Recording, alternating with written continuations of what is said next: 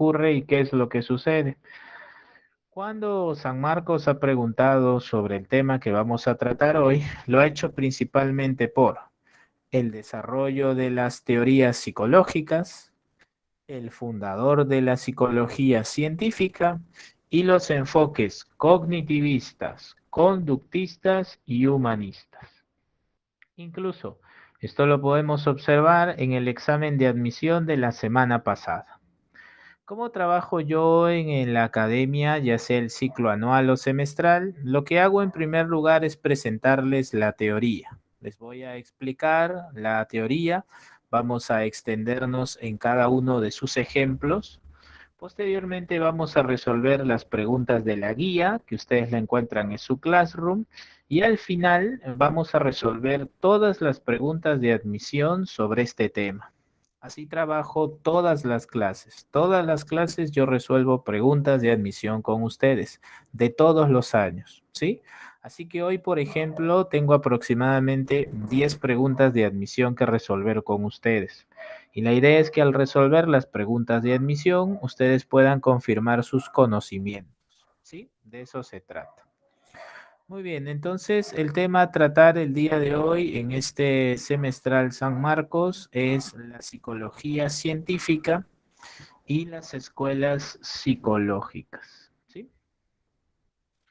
Muy bien, vamos entonces a... Aquí está, ¿ven? Como tengo tantos archivos, aquí está.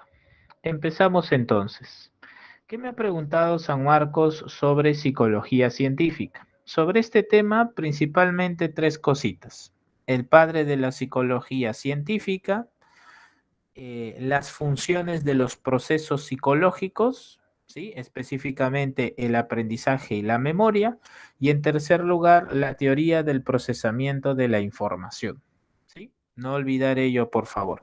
También algo que anotar antes de empezar la clase es que como somos un ciclo repaso semestral, este ciclo es muy rápido, es muy rápido. Así que si ustedes tienen alguna duda, alguna pregunta, escríbanla en el chat, yo las voy a leer y le vamos a dar el tiempo que se merece a cada pregunta. ¿Sí? Pueden escribirlas en el chat, yo las voy a leer y luego las voy a responder. Pero recuerden que al ser un ciclo semestral tenemos muy poco tiempo y mucho tema que desarrollar. ¿Sí? Empezamos entonces. Ustedes saben muy bien ya, seguramente disponen de este conocimiento y saben que las ciencias pueden clasificarse. Hay ciencias que se clasifican de acuerdo a su objeto de estudio y hay otras ciencias que se clasifican de acuerdo a su función. Por ejemplo, la ingeniería es una ciencia aplicada. De acuerdo a su función, la ingeniería debe resolver problemas muy prácticos. Propone dispositivos, desarrolla modificaciones, tiene un proceso creativo, etcétera, etcétera. Se espera entonces que, por ejemplo, la ingeniería se manifieste como una ciencia aplicada. Por otro lado, hay ciencias como la matemática. La matemática es una ciencia teórica y como tal busca describir y explicar, ¿sí? Por otro lado, existe una clasificación de las ciencias a partir de su objeto de estudio. Hay ciencias que son ciencias formales y ciencias fácticas. Las ciencias formales tienen como objeto de estudio a los entes ideales. Por ejemplo, la lógica y la matemática son muy conocidas por tratar de investigar signos y símbolos. Hayan relaciones entre ellos y se obtienen resultados. Entonces, la lógica y la matemática son ciencias formales. En cambio, las ciencias naturales y las ciencias sociales son ciencias fácticas. ¿Por qué? Porque observan hechos, ¿sí? Entonces, como este conocimiento involucra el conocimiento de la naturaleza y el conocimiento de las interacciones sociales, es que la psicología es una ciencia fáctica, ¿sí? En primer lugar, entonces, la psicología es una ciencia fáctica. Ahora, ¿cuáles son los objetos de estudio de la psicología? La psicología tiene dos objetos de estudio. Primero, tiene a la conducta, ¿sí? toda aquella acción y reacción frente a un estímulo. Y tiene como segundo objeto de estudio a los procesos mentales. Profesor, ¿por qué dice que la conducta es primero y segundo los procesos mentales? ¿Por qué? Porque una cosa es reír y otra cosa es la alegría. Una cosa es llorar y otra cosa es la tristeza. Reír es un comportamiento, es observable. En cambio, la alegría es un proceso mental. Profesor, usted me está diciendo que la conducta puede manifestar procesos mentales. Así es, de eso se trata. Al ser la psicología una ciencia fáctica y partir de los hechos, se supone ya que existen dos objetos de estudio. Primero la conducta y luego los procesos mentales. Nosotros, por un asunto metodológico, por un asunto de tiempo, primero vamos a explicar a los procesos mentales, ¿sí? ¿Por qué? Porque nos tenemos que tomar un tiempo en señalar al cognitivismo. Posteriormente ya te explicaré la conducta y sus clasificaciones, ¿sí? Entonces, ustedes que están en semestral ya saben, la psicología científica es una ciencia fáctica y tiene como objetos de estudio a la conducta y los procesos mentales. En el examen de admisión de San Marcos del 2013, me preguntaron por el padre de la psicología científica. Y ustedes ya saben, ¿verdad? Que en la Universidad de Leipzig, una universidad con una tradición en especialistas en fisiología como Fechner, que en 1860 ya había publicado los elementos de la psicofísica. Tienes allí en esa misma universidad al famoso Wilhelm Wundt. En 1879, él funda el Laboratorio de Psicología Experimental y construye una serie de instrumentos para conocer lo que hoy se conoce como procesos mentales. ¿Cómo le llamó Wundt a eso que él deseaba conocer? Él le llamó conciencia. Así que para Wundt, la conciencia era la unión de tres elementos: las sensaciones, los sentimientos y las imágenes. Y él pudo conocer ello a través de un método denominado la introspección. ¿Sí? Sobre Wundt vamos a profundizar más adelante, ya que hoy tenemos un tema denominado escuelas psicológicas. Y a Wundt ya lo vamos a tratar en detalle con el estructuralismo, ¿sí? Por ahora debes recordar que Wundt es el padre de la psicología científica. Su obra se llamó Psicología Fisiológica, ¿sí? Muy bien. Empezamos entonces. Primer objeto de estudio de la psicología al día de hoy, en el siglo XXI. Primer objeto de estudio, los procesos mentales. ¿Qué son los procesos mentales? Mira, la palabra proceso significa conjunto de fases. Conjunto de fases con una función específica. Quiere decir que si mi función es captar la información y hacerla consciente, pues bien, esto corresponde a un proceso llamado sensación. Si la función es organizar las sensaciones, interpretarlas para discriminar, pues bien, esas funciones se corresponden con una serie de fases y un proceso llamado la percepción. Si la función es registrar, almacenar, recuperar, reconocer y localizar, y esto ocurre en una serie de fases, ese es un proceso. Así que ese proceso es la memoria. Entonces, la definición de proceso es la de un conjunto de fases que cumple una función. Si las funciones son mentales, los procesos son mentales, ¿sí? Así que un proceso mental es un conjunto de fases que ocurren en la llamada mente y que tienen una función. ¿Qué me ha preguntado San Marcos sobre los procesos mentales? Me ha preguntado acerca de la teoría del procesamiento de la información. Esta teoría del procesamiento de la información es muy bien conocida por un famoso investigador llamado Robert Gagné, quien señala que los procesos cognitivos tienen una secuencia. Entonces, ese famoso investigador Robert Gagné es representante del cognitivismo. El cognitivismo lo que hace es señalar que la mente del ser humano es como un computador. Hace muchos años las computadoras eran simplemente máquinas. El asunto está que como máquinas, estos objetos lo que hacen es registrar, almacenar y procesar información. Así que de acuerdo al cognitivismo, existen una serie de procesos mentales llamados procesos mentales de tipo cognitivos. Estos procesos mentales de tipo cognitivos guardan una secuencia, tienen un orden. ¿Cuál es el primero? El primero, no te vayas a olvidar, siempre es la sensación. ¿Qué hace la sensación? La sensación capta la información y la hace consciente. ¿Sí? Esa es la sensación. La sensación lo que hace es captar una información y la hace consciente. Por ejemplo, durante el invierno tú has estado durmiendo y de repente de madrugada el frío te despertó. Ese es un buen ejemplo de sensación. ¿Por qué? Porque los cambios en temperatura han sido registrados por tu piel y estos se han hecho conscientes, de tal manera que te has despertado. Ese es un buen ejemplo de sensación. Otro ejemplo de sensación es que imaginemos que llegas a tu casa luego de hacer compras, te quitas los zapatos, ¿verdad? Ahora durante la pandemia se acostumbra a dejar los zapatos en la entrada. Y cuando vas caminando por tu sala sin zapatos, pisas una aguja. Bueno, vas a experimentar dolor.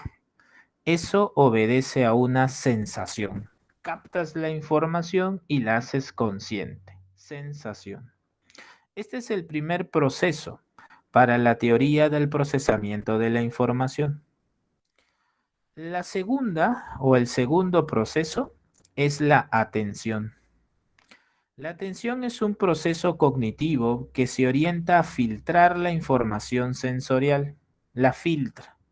La sensación capta y lo hace consciente. La atención lo que hace es filtrar. Filtra la información sensorial.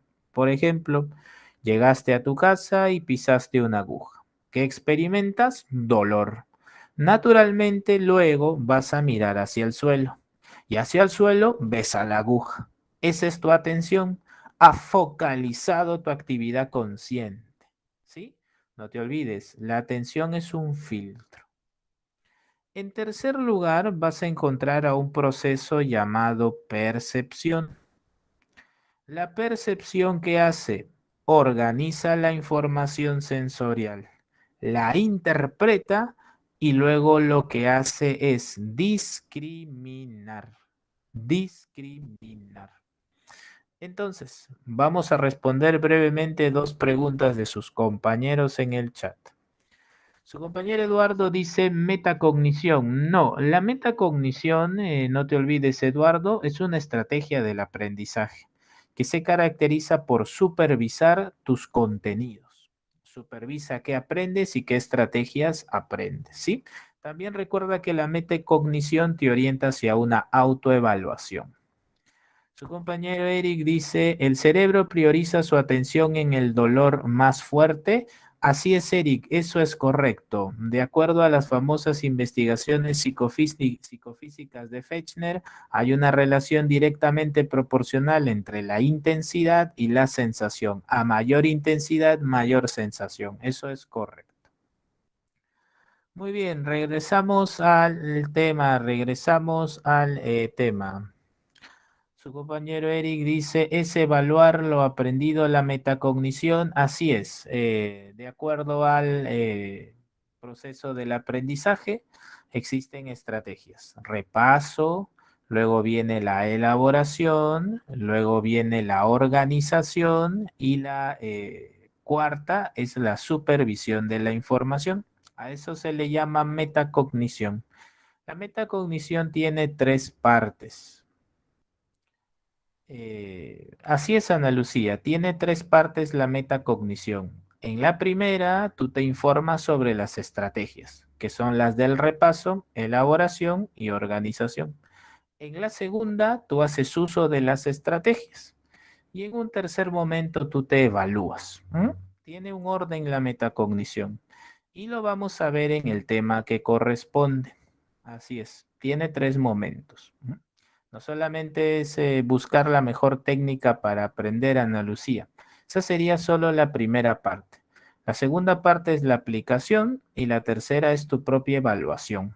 Cuando me vino en San Marcos sobre metacognición, yo tenía una serie de alternativas, ¿sí?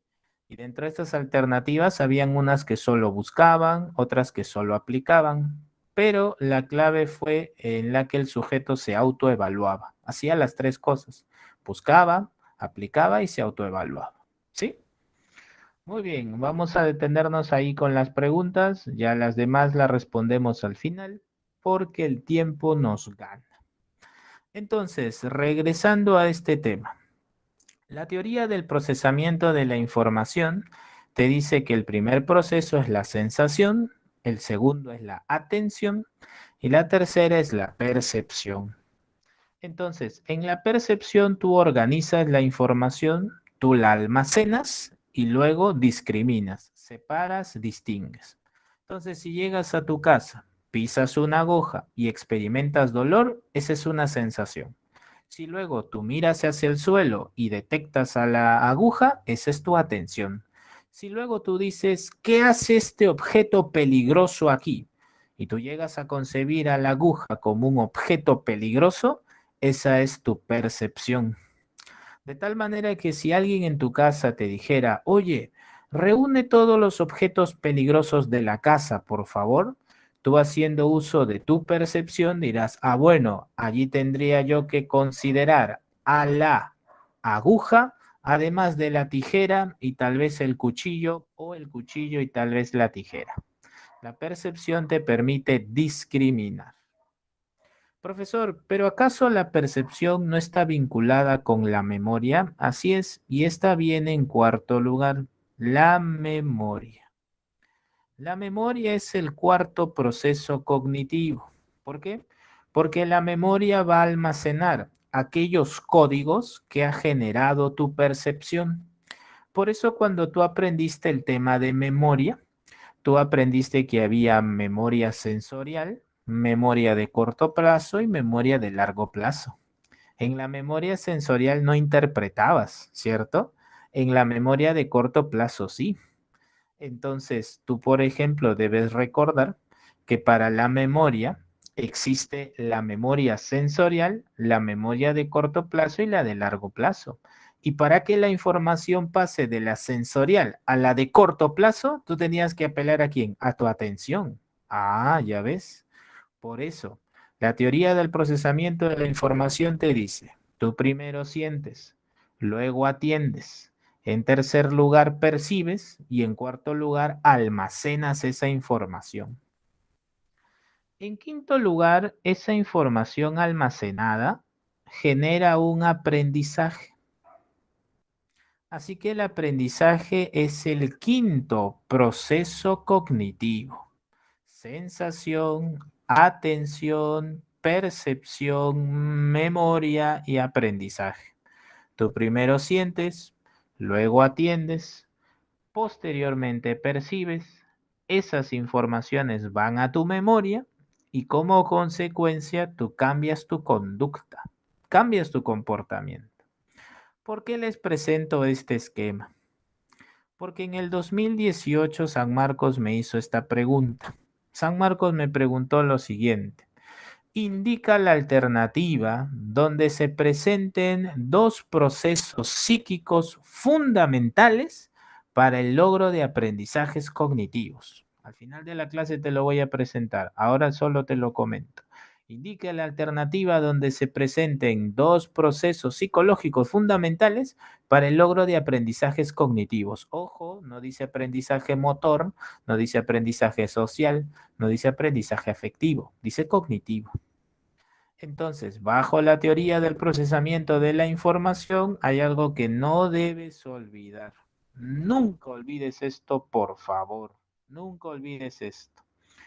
Tú puedes sentir, tú puedes sentir sin percibir, pero jamás, jamás podrás percibir sin sentir primero.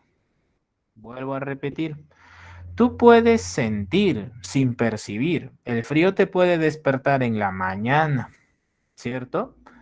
Pero ¿qué ocurre? Tú jamás podrás percibir sin sentir primero. Entonces, por un asunto de inclusión, la percepción incluye a la sensación y la atención. La percepción incluye a la sensación y la atención. Por inclusión, de acuerdo a la teoría del procesamiento de la información, si tú percibes es porque primero has sentido y has atendido, si no, no podrías. Entonces, para que ocurra un aprendizaje, la percepción es importante. Y para que ocurra un aprendizaje, eso percibido, ¿dónde tiene que almacenarse? En tu memoria. Por eso, los procesos psicológicos fundamentales para que ocurra un aprendizaje son dos, la percepción y la memoria.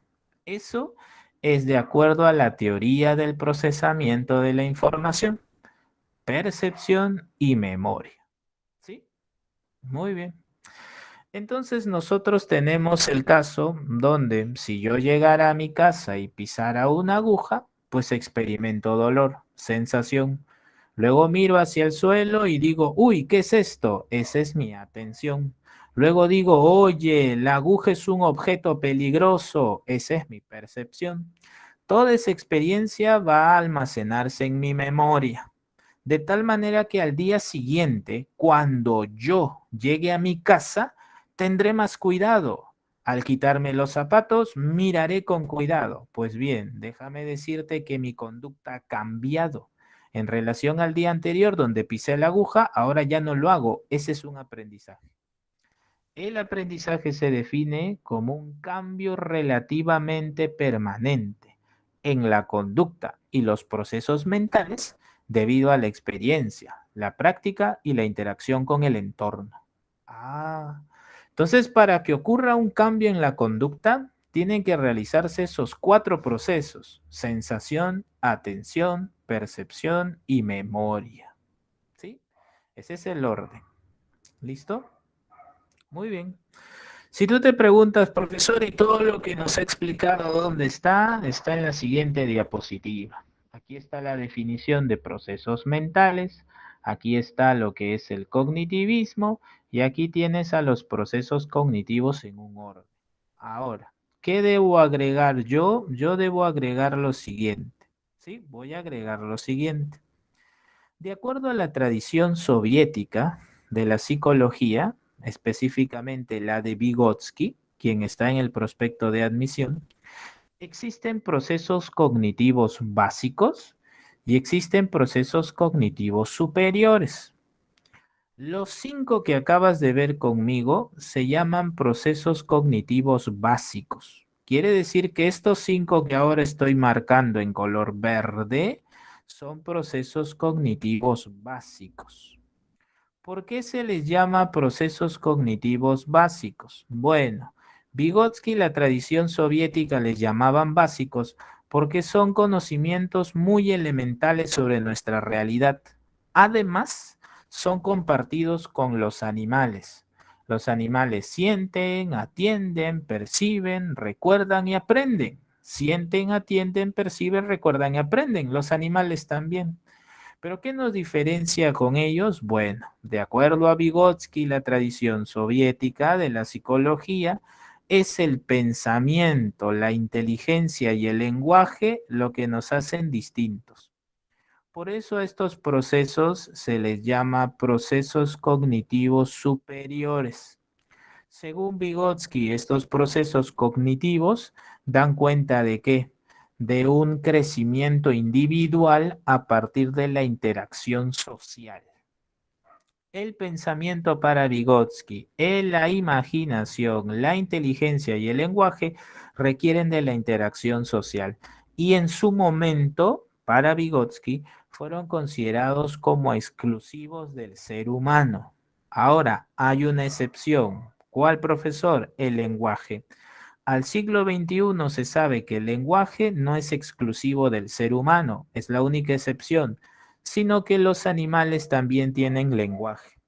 Esto se ha podido hallar en chimpancés. quienes también pueden trabajar con signos y símbolos. ¿Sí? Por eso al día de hoy se sabe que el lenguaje no es exclusivo del ser humano, es la única excepción. Muy bien, brevemente lo menciono. El pensamiento tiene dos funciones, principalmente dos funciones. El pensamiento lo que hace es construir imágenes a partir de tu memoria. Por ejemplo, imaginemos que te invitaron a una fiesta, que ya pasó la pandemia, te vacunaste, fuiste a una fiesta, ¿sí? Fuiste a una fiesta y conociste a alguien muy especial. Durante la semana, tú le comentas a tu amigo lo siguiente. Le dices, oye, conocí a una chica muy atractiva y, ¿sabes? No dejo de pensar en ella. Muy bien. Cuando tú señalas que no dejas de pensar en ella, tú estás diciendo que no dejas de construir imágenes a partir de tu memoria. Esa es la función representacional del pensamiento. Es esa función que si es complejizada, se transforma en imaginación. La imaginación se deriva de la función representacional del pensamiento. ¿Por qué? Porque tanto en el pensamiento como en la imaginación tú construyes imágenes. Solo que en la imaginación tú construyes una imagen para encarar una necesidad o un deseo. Ah, profesor. Entonces, si yo tengo hambre, me puedo imaginar almorzando. Así es. Si yo me siento solo, me puedo imaginar acompañado. Eso es correcto. ¿Sí? El otro proceso que ustedes encuentran aquí es el proceso de la inteligencia. La inteligencia es un proceso cognitivo que se caracteriza por agrupar a todos los procesos mentales con el propósito de resolver un problema. Resuelves un problema.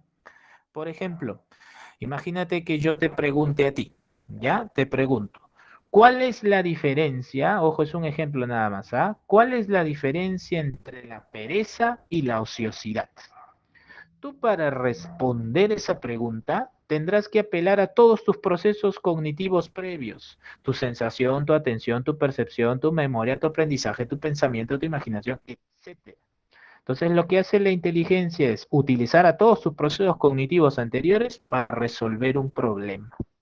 Eso de acuerdo a la teoría del procesamiento de la información. Entonces, si tú sabes la diferencia entre pereza y ociosidad, es porque en tus procesos mentales dispones de esos contenidos.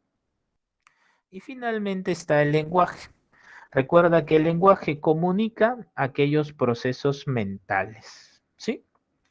Estos entonces son los procesos cognitivos, llamados así porque te permiten conocer el mundo. ¿Listo? Profesor, en San Marcos, ¿cuáles han venido en el examen? Mira, a manera de definición, ha venido la memoria, hace poco. Yo te voy a presentar una pregunta de admisión al final de la clase, varias en realidad, pero ha venido la memoria. También ha venido, como ya te he señalado, el aprendizaje. ¿Qué procesos cognitivos necesitas para aprender? Y de manera independiente, también ha venido la percepción. Con el caso de un médico que realiza una ecografía y puede interpretar las imágenes, mientras que la madre que no tiene esos conocimientos no puede hacerlo. ¿Sí? Entonces, de toda la lista que ves aquí como definición, ha venido percepción, ha venido memoria y ha venido aprendizaje. ¿Sí? Muy bien. Miren, ya son 12:30 y nos falta mucho. Estos son los procesos cognitivos. Te permiten conocer el mundo. Luego tú vas a tener a los procesos dinámicos. Los procesos dinámicos son aquellos procesos que te permiten tres cosas, ¿sí? Si los procesos te permiten relacionarte con el mundo, entonces se llaman procesos afectivos, ¿sí?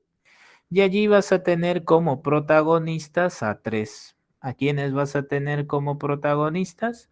Vas a tener como protagonistas a las emociones, vas a tener como protagonistas a los sentimientos y vas a tener como protagonistas a las pasiones. Profesor, de estos tres, ¿cuáles han venido en el examen de admisión como definición? Ojo, estamos en definición. Los que han venido como definición en el examen de admisión han sido dos, las emociones y los sentimientos, como definición, ¿sí? Su compañero Eric vuelve a preguntar y el estado emocional. Tal vez Eric quiere decir el estado de ánimo. Pues bien, el estado de ánimo, su mismo nombre lo dice, no es un proceso afectivo, sino que el estado de ánimo es un encuentro de los procesos afectivos. En determinada circunstancia, los sujetos pueden agrupar sus procesos afectivos y manifestar algún humor. Por ejemplo, Juanito ha tenido un día muy duro en el trabajo, pero apenas ve a su enamorada, se siente tranquilo, es más amigable y ahora manifiesta empatía. Ese es un estado de ánimo. Entonces, un estado de ánimo no es un proceso afectivo. Por definición, es un encuentro de los procesos afectivos, un encuentro. Entonces, regresamos a este punto. Los procesos afectivos, recuerden, son tres: emociones, sentimientos y pasiones. ¿Cuáles han venido en el examen de admisión? Bueno, como definición, las emociones. Como definición, los sentimientos han venido. ¿Sí? Ya ustedes tendrán una clase donde se va a señalar las características de cada uno de ellos. Por ahora hay que presentarlos nada más. Entonces, si los procesos dinámicos te permiten relacionarte con el mundo, se llaman afectivos. Si son dinámicos, ¿sí? Emociones, sentimientos y pasiones. Si los procesos dinámicos te permiten, por ejemplo, organizar tu conducta hacia la satisfacción de una necesidad, a ese proceso se le va a llamar motivación. Así se le va a llamar la motivación.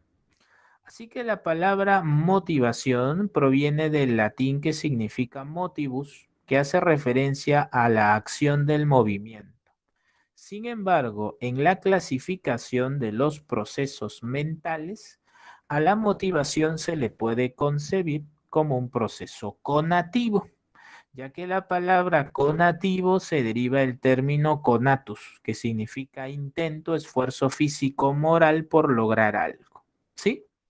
Profesor, entonces si yo necesito ingresar a la universidad, pues yo me preparo, estudio estratégicamente. Muy bien, eso para la psicología es un indicador de qué, de que realmente estás interesado en satisfacer una necesidad. Entonces, la motivación es un proceso que tiene tres etapas. En el estado motivante, tú eres consciente de tu necesidad. Dices, quiero ingresar. En la conducta motivada, tú haces todo lo posible por ingresar, estudias estratégicamente. Y en la tercera etapa, llamada el estado de satisfacción, pues ingresaste y te sientes bien. Esa es la motivación. También tendrán una clase al respecto más adelante. ¿Sí? La motivación. Y el cuarto, o perdón, tercer proceso es el proceso volitivo, también llamado voluntad, también llamado voluntad.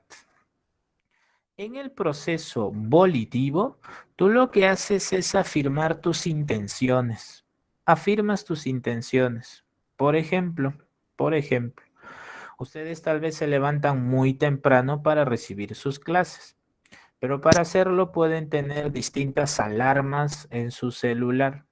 Tal vez algunos se levantan con 4 alarmas, 5 alarmas, 6 alarmas. Ah, ya, ¿a qué hora me levanto? A las 8. Muy bien. 7:30, 7:35, 7:40, 7:45, 7:50, 7:55. En cambio, hay personas que no necesitan alarma. Se levantan sin necesidad de alarma. Significa que ellos han desarrollado un hábito donde la disciplina y la afirmación de sus intenciones son recurrentes. ¿Qué pasaría, por ejemplo, si tenemos en el salón de repente algunas fans de BTS? Y yo les dijera, ¿sabes qué? Esta famosa banda surcoreana te va a visitar mañana en tu casa. Pues bien, la voluntad haría que no necesiten despertador. La voluntad haría que estas personas no, no, no, no, no. Yo no me pierdo esto. De la emoción ya ni duermo, ni duermo. Hay otros que dirán, no, no, no, no, a mí no me gusta BTS, yo le pongo doble candado a mi puerta. No entran. Entonces, la voluntad lo que hace es afirmar nuestras intenciones. ¿Se dan cuenta? Lo volitivo afirma las intenciones. Profesor, entonces usted me está diciendo que hay personas que son fans de ellos y van a querer verlos a como de lugar. Su voluntad se va a afirmar. Hay otros que dicen, no, no, yo los rechazo, no me gustan. ¿Sí? Muy bien. Estos son los procesos dinámicos. Recuerda, afectivos, conativo y lo volitivo. Muy bien. Profesor, todo lo que he explicado, ¿dónde está? En la siguiente diapositiva.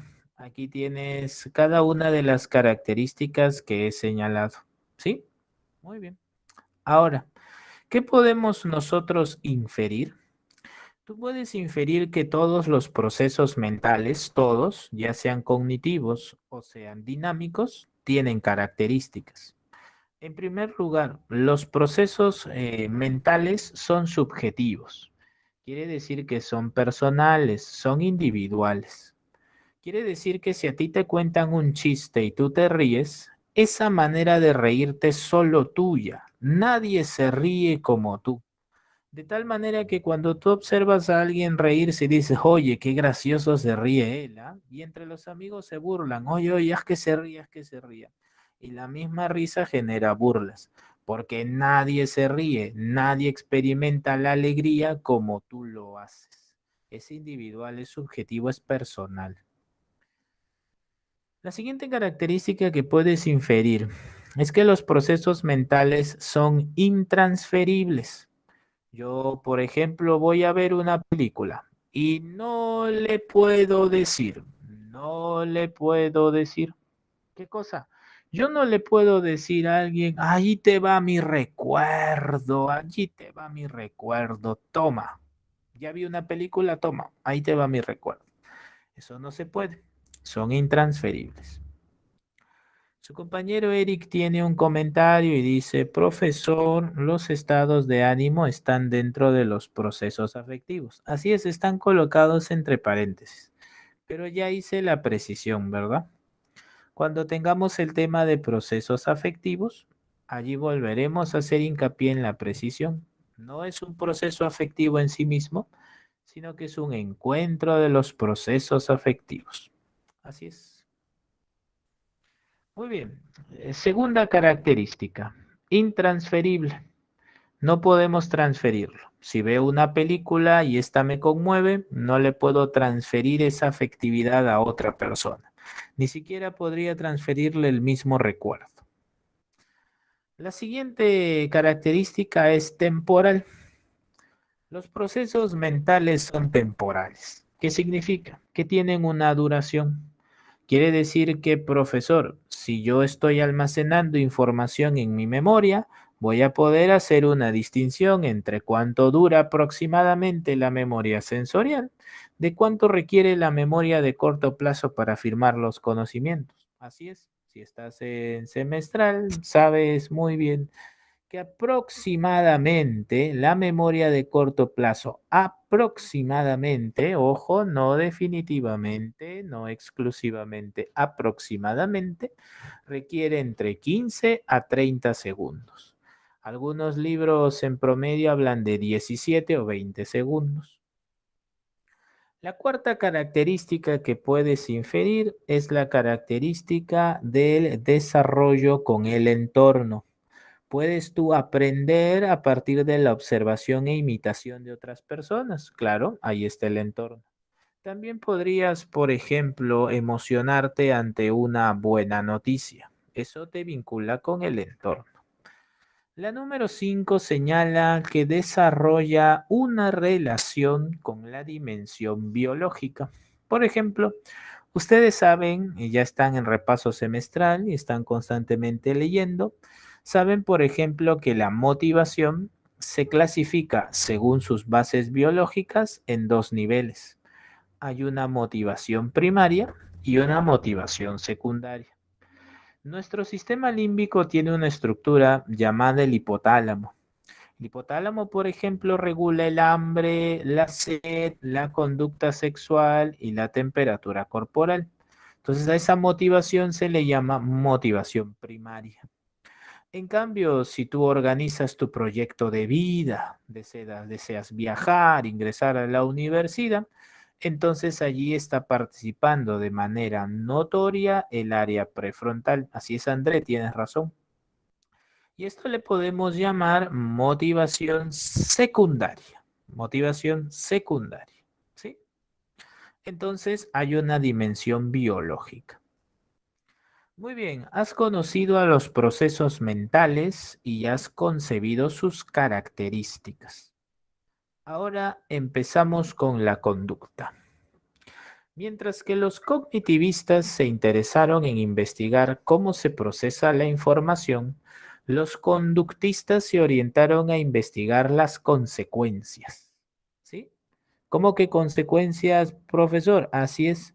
Si a un niño tú le dices que cada vez que va a arreglar su cuarto, primero debe pasar por tu habitación para que tú le des 10 soles, es muy probable que ese pequeño, con el afán de incrementar sus dineros, de repente no es dinero, de repente es propina, de repente es un juego, entonces ese niño va a querer repetir la conducta. Así que los conductistas se interesaron en las consecuencias. ¿Qué es la conducta? Por definición, la conducta es todo aquello, se define como toda aquella acción y reacción frente a un estímulo, ¿sí? A través de determinados métodos, procedimientos, es que pueden ser observadas y pueden ser medidas. Profesor, observables creo que es algo notorio, ¿cierto? Hay una diferencia entre llorar y estar triste. Si hablamos de la tristeza, ese es un proceso mental, pero llorar es una conducta. Profesor, ¿y por qué dice a través de determinados métodos?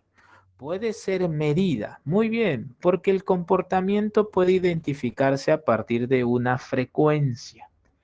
Pensemos en algo muy elemental, como el dormir. Se sabe hoy en día que existe una correlación entre la calidad del sueño y el rendimiento intelectual. Como el sueño tiene el objetivo de consolidar tus recuerdos, se sabe que esa calidad del sueño depende, por ejemplo, del número de horas que duermas, así como de la alimentación, el estrés y la práctica de ejercicio. ¿Qué pasa si nos vamos al factor de las horas del sueño? Profesor, al hablar de horas tiene un valor numérico. Así es, ahí está. Bajo determinados métodos pueden ser medidas. La cantidad de horas del sueño que duermes, la cantidad de horas que duermes, perdón, por ejemplo.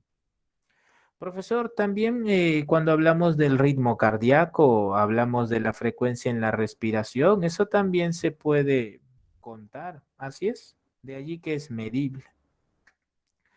Algo que no deben olvidar es que para los conductistas los procesos mentales no existen.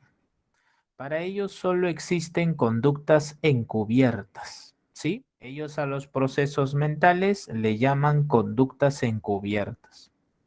Profesor, entonces para los conductistas no hay procesos mentales, así es, no hay, para ellos no existen. Existen conductas encubiertas. Una de las clasificaciones más generales de la conducta o comportamiento es la que puedes observar aquí en esta diapositiva. Existen conductas voluntarias y conductas involuntarias. Existen conductas innatas o conductas aprendidas. Si son voluntarias, qué fácil, afirman tus intenciones. Si son involuntarias, no tienen intenciones. Si son innatas, están biológicamente programadas. Y si son aprendidas, requieren de la experiencia. Por ejemplo, en el curso de, o perdón, en el tema de desarrollo humano, ustedes seguramente, si tienen ya experiencia preparándose, saben que los neonatos tienen reflejos. ¿Sí? Un reflejo del neonato es un buen indicador de su desarrollo del sistema nervioso. Si se le aplica el reflejo de Babinski de prensión y el pequeño reacciona correctamente, pues se está dando cuenta del desarrollo adecuado de sus sensaciones y de su sistema nervioso. Está biológicamente programado. En cambio, una conducta aprendida puede generarse a partir de la experiencia. Muchos niños van al parque para practicar y mejorar en su manejo de la bicicleta. ¿Sí? Profesor, si yo voy a la calle y levanto mi mano para detener el bus, esa puede ser una conducta voluntaria, así es. Profesor, ¿y hay conductas involuntarias? Sí, como la de respirar. Muy bien. Listo. Continuamos. Objetivos o fines de la psicología científica. La psicología científica tiene el objetivo de describir. Cuando se presenta la descripción como una función científica, se hace referencia a aquel objetivo que tiene la ciencia para poder registrar las características de un fenómeno. La psicología lo puede hacer a través de una prueba, lo puede hacer a través de una entrevista o lo puede hacer a través de distintos procedimientos. Procedimientos como cuáles. Por ejemplo, cuando nosotros tratemos a los métodos de la psicología, notaremos que hay algo llamado la extrospección, que por ejemplo observa el comportamiento de manera detallada. También existe la observación naturalista, donde tú observas pero no intervienes. En ambos casos estás describiendo, ya sea aplicando una prueba, ya sea desarrollando una entrevista. ¿Sí? Descripción. La segunda función es la de explicación, y aquí es donde tiene que apelar a una teoría. Algo que nunca debes olvidar es que una teoría es una inferencia, es un razonamiento. Y el objetivo de la teoría es explicar. Significa que la teoría te va a presentar un conjunto de factores que al relacionarse dan cuenta de un fenómeno. Por ejemplo, en la teoría del desarrollo de la inteligencia de Jean Piaget, se presenta que hay algo llamado asimilación y tenemos algo llamado acomodación. Estos dos procesos invariantes van a estar en equilibrio. Gracias a ese equilibrio, tú te adaptas al medio ambiente y desarrollas 4 etapas: sensorio-motriz, preoperacional, operaciones concretas y operaciones formales. Allí tienes una explicación.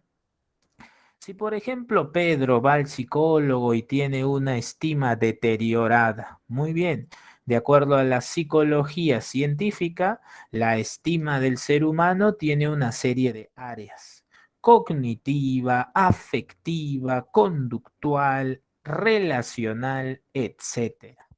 Entonces, cuando se pretende explicar la baja estima de Pedro, será a partir de estas áreas y sus factores. De repente tiene una baja estima debido a la visión pesimista de sí mismo, fuertes sentimientos de inferioridad, etcétera. ¿Sí? Esa es la función explicativa. Cuando en psicología se habla de control, se puede interpretar esto de dos maneras. La primera es señalar que el control hace referencia a la capacidad del científico para establecer condiciones regulares. Y la segunda es la de lograr el retorno a sí mismo. Son dos. Por ejemplo, imaginemos que un investigador quiere conocer cuál es la relación que existe entre las altas temperaturas y el deterioro de la atención de los estudiantes. Quiere saber cuál es la relación. Entonces realiza un experimento. Toma un grupo experimental, toma un grupo de control y los observa. Y dice: muy bien, a este grupo experimental le voy a elevar las temperaturas y le voy a presentar una clase. Quiero ver cómo se desarrolla su atención. Y se da cuenta que su atención disminuye. Luego va al grupo de control que tiene temperatura regular y dice: a ver, mira, la atención aquí se mantiene. Entonces controla en la medida que maneja las condiciones del experimento. Ahí está controlando.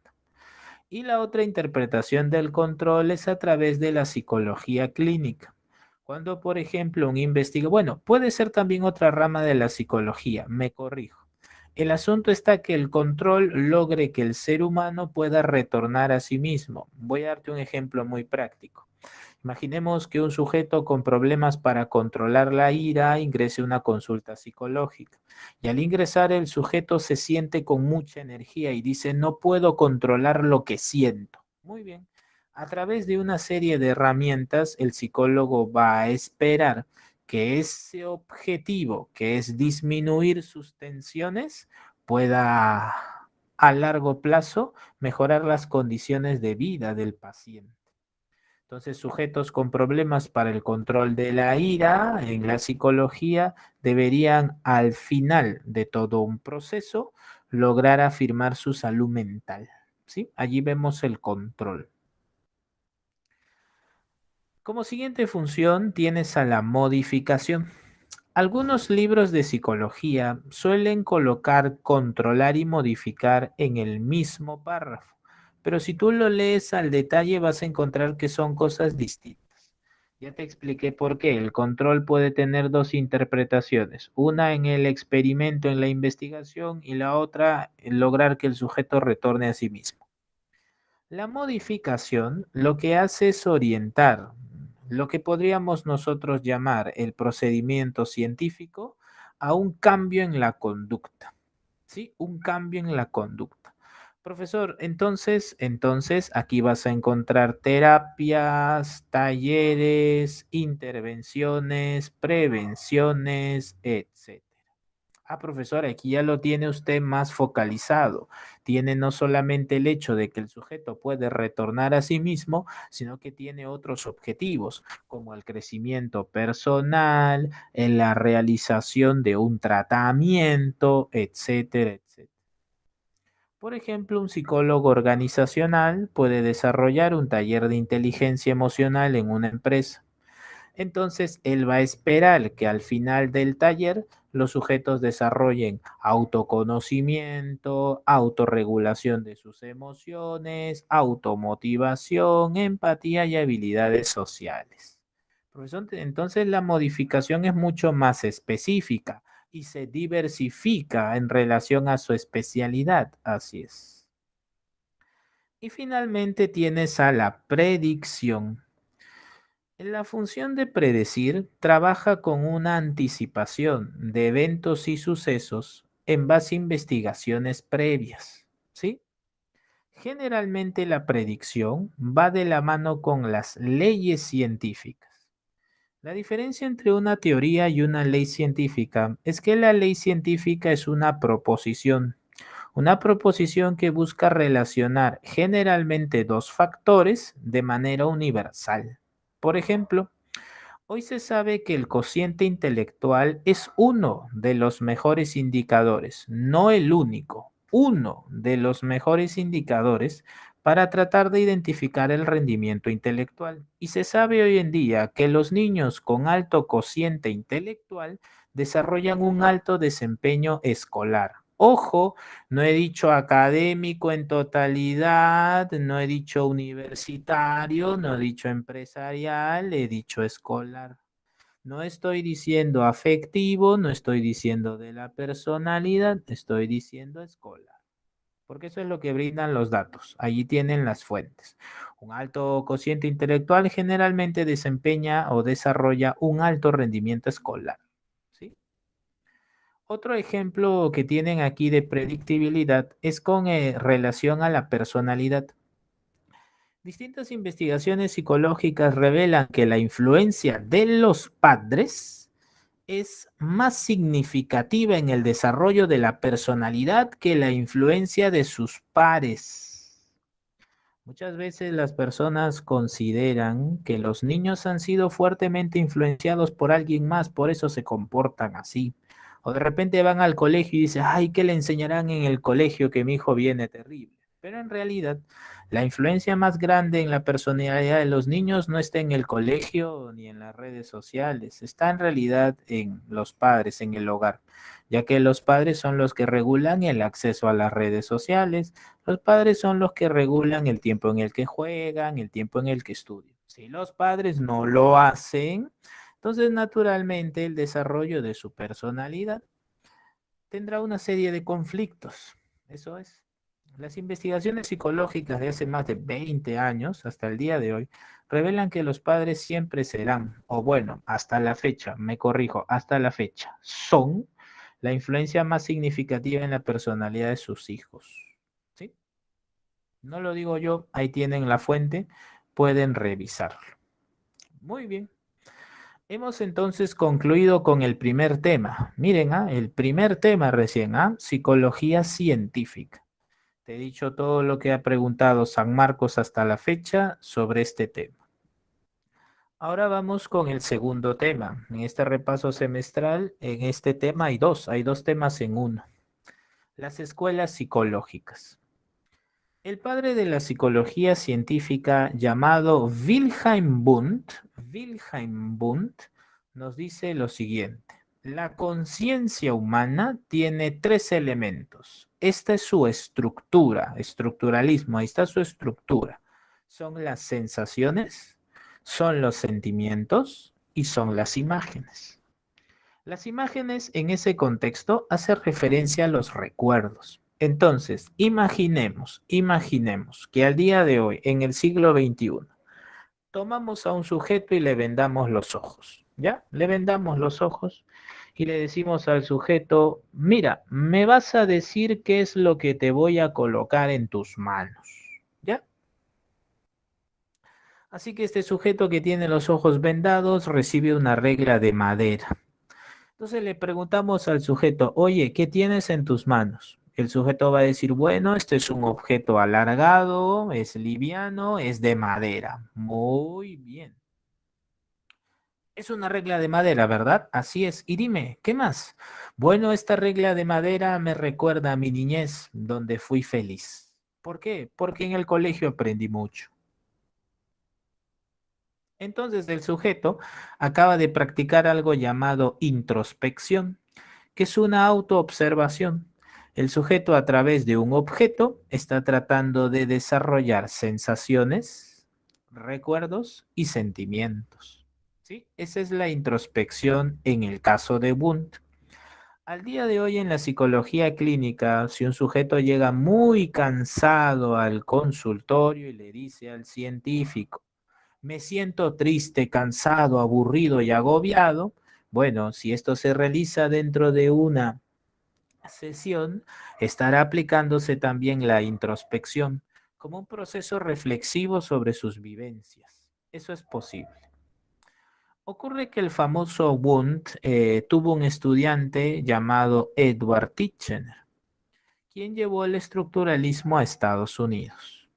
Uno de los aportes es haber estudiado las sensaciones y haber descubierto 30.000 sensaciones.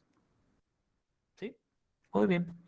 Esta es la primera escuela psicológica, el estructuralismo. Profesor, hay algunas preguntas de la guía, he visto preguntas de algunos textos, porque profesor, ocurre que estoy en repaso semestral y compro separatas o descargo contenido de internet y practico y encuentro que en el estructuralismo de Wundt a veces se señala un término denominado química mental. Sí, eso es correcto. Es posible que al estructuralismo se le atribuyen el término química mental. ¿Por qué? Porque como la estructura de nuestra mente tiene tres elementos, a esos tres elementos a veces le llamaban los átomos de la mente. Y conforme se relacionaban, generaban una química mental. O sea, provocaban una serie de conocimientos sobre nuestra vida interior. ¿Sí? Así que pueden encontrar eso de química mental o átomos de la mente. ¿Sí? Muy bien. Vamos con la siguiente escuela que el tiempo nos quiere ganar. El funcionalismo. Uno de los máximos representantes del funcionalismo fue el famoso William James. Sin embargo, hay que tener mucho cuidado, porque hace muchos años hicieron referencia en un simulacro, no pregunta de admisión, simulacro, al famoso John Dewey y su aporte en la psicología escolar. Pero vayamos por partes. El funcionalismo es una concepción dentro de la psicología que a posteriori, es decir, posteriormente, se va a consolidar como una escuela psicológica. ¿Por qué? Porque el fundador, William James, era no solo un investigador en la psicología, sino era filósofo, y fue un filósofo pragmatista. Así que William James parte de un supuesto universal, el supuesto donde todos los seres humanos tenemos necesidades. Todos tenemos necesidades. ¿Y qué hacemos? A como dé lugar buscamos satisfacerlos.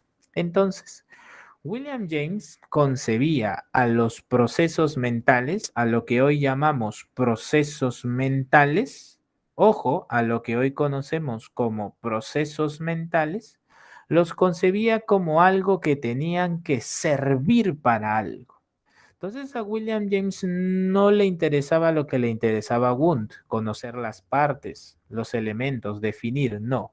A William James le interesaba saber para qué sirven los procesos mentales. Entonces, él escribió una obra llamada Principios de Psicología, así se llamó su obra.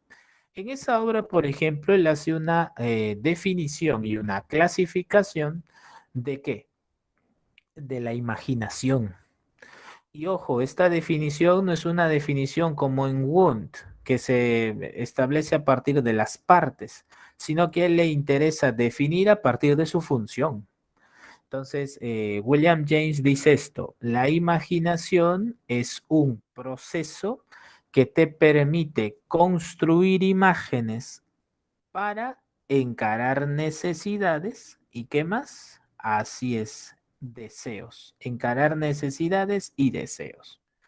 Entonces, como te venía señalando, si tú eres un sujeto que te sientes solo, entonces, ¿qué es lo que ocurre? Te imaginas acompañado. Esto lo pudo observar John Dewey en el colegio. ¿Qué ocurre en el colegio? Los niños se distraen.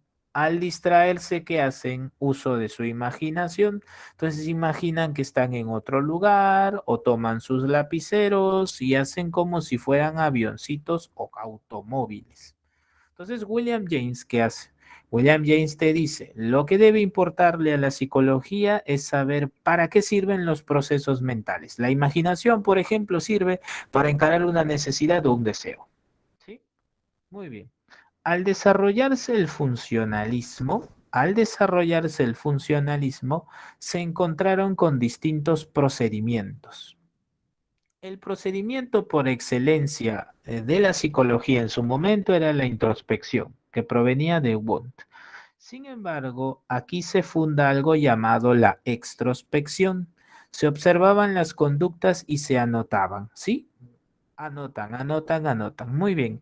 Esas observaciones generaron preguntas y las preguntas generaron evaluaciones. Así que esas evaluaciones son el prototipo de las pruebas mentales. Apareció un investigador llamado de apellido Angel, quien va a ser el fundador de la primera prueba mental, es decir, una evaluación. Sabemos entonces que para el funcionalismo, los seres humanos tenemos necesidades. Y esas necesidades lo que hacen es provocar el desarrollo de nuestros procesos mentales. Los procesos mentales sirven para algo. El objetivo del funcionalismo es saber para qué sirve. Algo que puedes inferir es que al sostener que las necesidades son el supuesto por el cual partimos y hay una necesidad adaptativa también, es que la postura de William James se corresponde, es compatible con el darwinismo. ¿Sí? Muy bien, tienes al funcionalismo. Discúlpame que sea breve, pero todavía quedan como 10 escuelas y enfoques que trabajar. Hay mucho, ¿sí? Funcionalismo. Profesor, ¿el funcionalismo ha venido en el examen de admisión? No.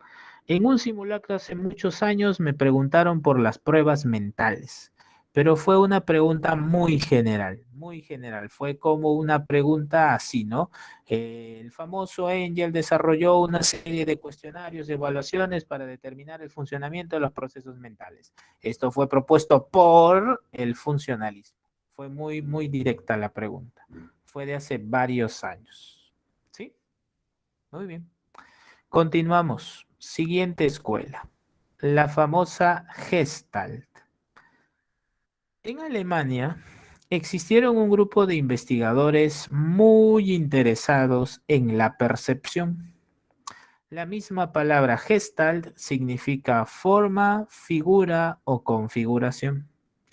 Así que para la Gestalt, el objeto de estudio de la psicología debe ser aquel proceso que organiza, interpreta y discrimina. ¿Qué proceso es? La percepción. Profesor, ¿quién es el fundador de la Gestalt? Bueno, el fundador de la Gestalt fue el famoso Max Wertheimer. Él escribió una obra llamada Sobre la percepción del movimiento. Él cuenta en su obra que mientras iba de una ciudad alemana hacia otra en tren, decidió mirar por la ventana cómo un tren en sentido contrario y en otro carril se acercaba. Entonces, cuando miró por la ventana, dice Max Wertheimer, se preguntó lo siguiente. Para saber que el otro tren existe, ¿es necesario que vea todos los vagones? No, porque el todo es más que la suma de las partes. Así que a mí me basta con ver uno, dos y tres vagones para saber que el tren está ahí y puede estar completo. Mi mente entonces desarrolla lo siguiente, una tendencia a completar lo que no pareciera estar completo. Ah, profesor, creo que a eso le llamó más adelante la Gestalt la ley del cierre. Así es. Entonces, para la Gestalt hay un principio muy importante. El todo es más que la suma de las partes. El todo es más que la suma de las partes. Profesor, en la diapositiva puedo leer que la Gestalt se opone al estructuralismo, ¿sí? Porque los estructuralistas estaban interesados en las partes, en los átomos de la conciencia. Los de la Gestalt no. Ellos están interesados en saber cómo interpretas la totalidad. Profesor, ¿tiene ejemplos al respecto? Sí, vamos a ver algunos ejemplos. No te olvides, antes de pasar a los ejemplos, que el fundador es Max Wertheimer y no te olvides que el principal principio de la Gestalt es que el todo es más que la suma de las partes, ¿sí? En esta diapositiva tienes un ejemplo, el ejemplo del movimiento. Tú sabes muy bien que en los inicios del cine, y lo vamos a ver a continuación, bueno, vamos a tener que resumirlo. Tú sabes que en el cine, por ejemplo, en los inicios del cine, se transmitían imágenes a gran velocidad. Esta transmisión de las imágenes a gran velocidad aparentaban movimiento, ¿cierto? Eso lo puedes observar en el cine. Sin embargo, lo que me preguntó San Marcos en el 2016 es esto. Esto me vino en el 2016-1, la figura y el fondo. De acuerdo a la Gestalt, existen principios de la percepción. Los principios de la percepción son varios, figura y fondo, constancia perceptiva, etcétera, ¿ya? El asunto está en que este principio me vino en el 2016-1. ¿Cómo me vino, profesor? Bueno, me hicieron la siguiente pregunta. Durante el proceso de lectura del presente examen, usted puede distinguir la hoja de papel en blanco de las letras que están impresas en el papel. Esto es gracias a un principio de la percepción denominado figura y fondo. Figura y fondo. La figura y fondo para la Gestalt permite identificar un objeto dominante de uno subordinado. Y esto es reversible. Por ejemplo, en la presente imagen tú puedes observar que bien definidos están el árbol y las aves. De eso no hay duda. Bien definidas el árbol y las aves. Pero si tú te concentras, notas el rostro de dos animales, el de un felino y el de lo que podríamos llamar como un chimpancé o un mono. Profesor, pero si veo más al detalle abajo hay peces. Así es. Profesor, y si me concentro más me doy cuenta que las hojas que están cayendo del árbol, las hojas que están cayendo del árbol, en realidad constituyen la nariz, las orejas, los ojos y la boca de los animales. Eso es correcto. Entonces, la figura y el fondo fue una propuesta de la Gestalt. Esto descubrieron. En un examen de simulacro hace varios años, me presentaron esto también, este principio, la pregnancia. La palabra pregnance o pregnancia significa buena forma o figura. De acuerdo a la psicología de la Gestalt, tú para interpretar un objeto debes apelar a tus experiencias previas. Por ejemplo, todos aquí estaríamos de acuerdo en que al lado izquierdo está un perro, ¿verdad? Y está un perro, ¿cierto? Hay un perrito. Muy bien. Cuando yo esto se los presento a los chicos del anual y les hago la pregunta, ¿qué está haciendo el perro? Muchos me dicen, profesor, el perro está sentado. El perro está con la lengua hacia afuera. Incluso hay estudiantes que me han dicho, el perro está triste, está sediento y está molesto porque no le he dado de comer. Así me han escrito en el chat en varias oportunidades. Esto significa que el sujeto interpreta los objetos también a partir de sus experiencias personales. Ese es el principio de la pregnancia. Ahora, en un simulacro de admisión de hace 2 años, me presentaron las famosas láminas de Rorschach. Láminas de Rorschach. Abajo tienes allí.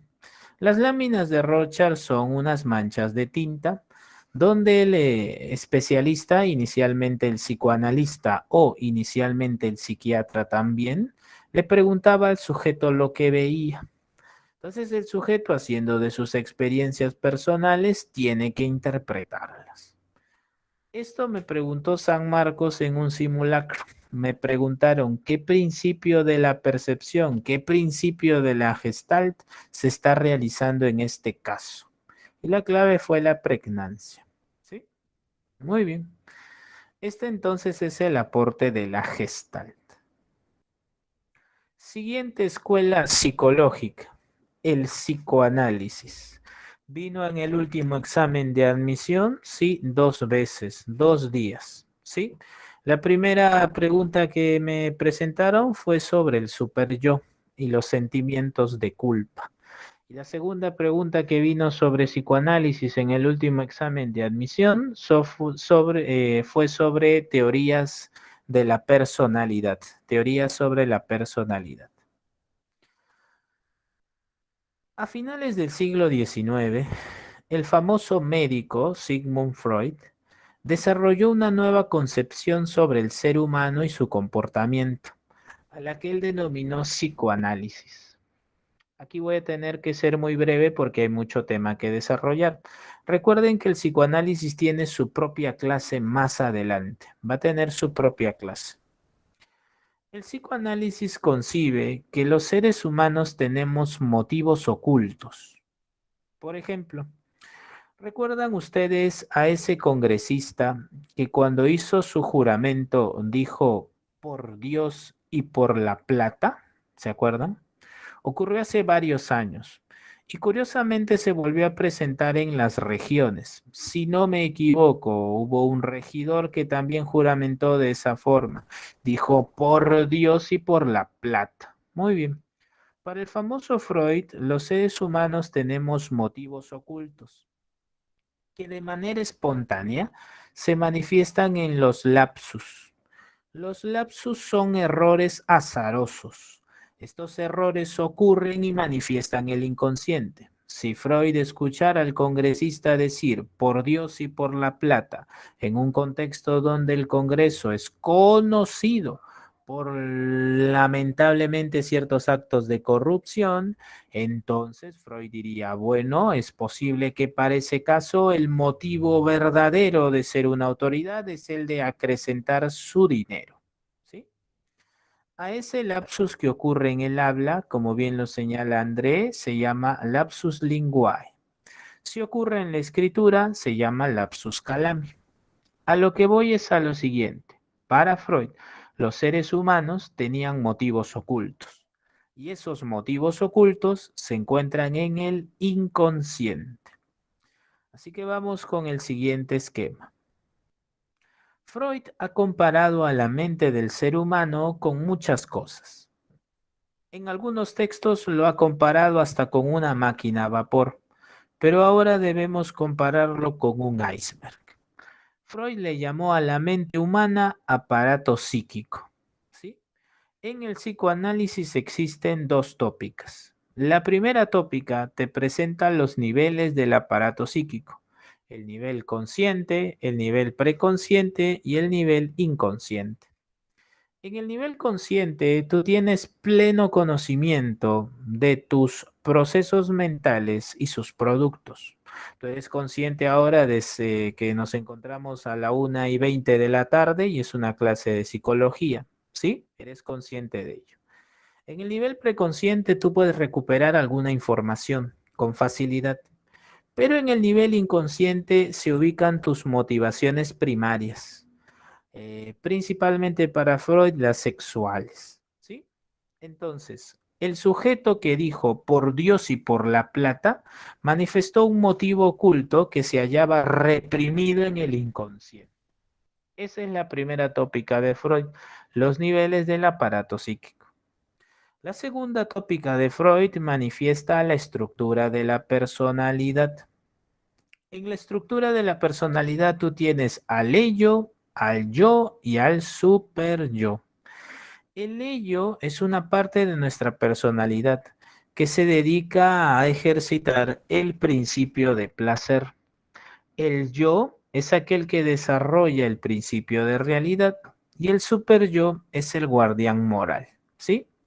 Te lo explico con un ejemplo. Te presento un ejemplo. Imaginemos que Pedro sea un trabajador de una empresa y trabaja de 8 de la mañana hasta las 3 de la tarde. Así que en lugar de comer por donde trabaja, él decide llegar a su casa y almorzar. Él dice, no, gano un salario muy bajo, es mejor ir a mi casa y almorzar allí. Así que el trayecto suele ser molesto. ¿Por qué? Porque tiene hambre. Para llegar a su casa, él tiene que pasar por un mercado. En el mercado venden comida. En el mercado hay frutas. Entonces, el hambre lo lleva a pensar lo siguiente. Y si te llevas esa frutita, mira qué rico, qué delicioso, nadie se va a dar cuenta. Y si te llevas eso, nada va a pasar. Ese es el ello. Ese es el ello. Orientado por el principio de placer. El yo, quien vive bajo el principio de realidad, se encarga de demorar las demandas del ello. Y para esto usa el juicio, la planificación, usa su razón. Entonces el yo le va a decir, no, no, no, no, no, ¿qué haces? Oye, no, no, no, no, no, no, no, espérate, ya vas a llegar a tu casa, vas a darte un buen baño, vas a almorzar y vas a descansar, tranquilo. Eso le dice el yo. El super yo le diría, robar es malo, eso no se hace. La sociedad no tolera robar. Recuerda lo que te dijo tu padre cuando eras muy joven. Puedes tener pocos recursos, hijo, pero más valiosa es la honradez. Ese es su super yo. Eso vino en el examen de admisión la semana pasada. Eso vino. El caso de una adolescente que quería copiar, ¿no? Y no puede copiar, porque recuerda que su padre le dice, la honestidad es lo más valioso. Ese es el super yo, ese es el guardián moral. El guardián moral va a desarrollar sentimientos de culpa, ¿sí?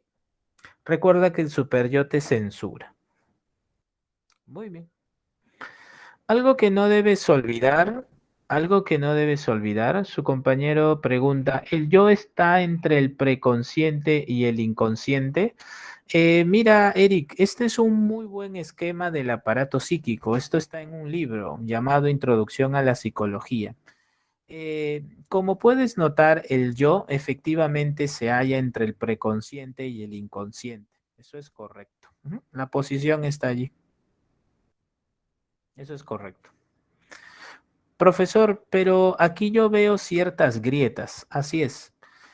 Algo que deberías mejor concebir, Eric, es que si bien es cierto el yo se halla entre el preconsciente y el inconsciente, recuerda que las grietas que observas admite también al consciente. Así que tú puedes decir esto, mire, Eric, tú puedes decir el yo está entre el preconsciente y el inconsciente, pero está debajo del consciente y el preconsciente. ¿Me dejo entender? ¿Me confirmas, Eric, si se entendió? El yo está entre el preconsciente y el inconsciente, pero está dentro también de una ubicación donde puedes observar que está abajito del preconsciente y el consciente. ¿Mm? Entonces tú puedes decir lo siguiente, cuando el sujeto dice, hey, no, robar no, oye, ¿cómo ya vas a llegar a tu casa? Yo sé que tienes hambre, eso es consciente. Yo sé que tienes hambre, pero ya vas a llegar. Vas a llegar a tu casa, vas a bañarte, vas a almorzar y vas a descansar, ¿sí? Entonces el yo es consciente, claro. ¿Es preconsciente también, profesor? Sí, porque puede recuperar información con facilidad. Muy bien. Para cerrar con Freud, ¿qué es la libido? Otra de las maneras en la que Freud comparó a la mente humana, lo dicen algunos investigadores, es con una máquina a vapor. Algo que ustedes deben saber es que los científicos de la época siempre comparan a los seres humanos con las máquinas más avanzadas de su tiempo. Pasó con el cognitivismo y la computadora. Bueno, Freud la comparaba con la máquina a vapor. La máquina a vapor trabaja con presión. Presión es igual a fuerza sobre área. Para Freud, en nuestra mente hay una energía psíquica llamada la libido. Esa energía se manifiesta en dos, en Eros y en Tánatos. Si la energía se orienta a querer, a poseer, a tener, ese es el Eros. Si la energía se orienta a restringir, a detener, ese es el Tánatos.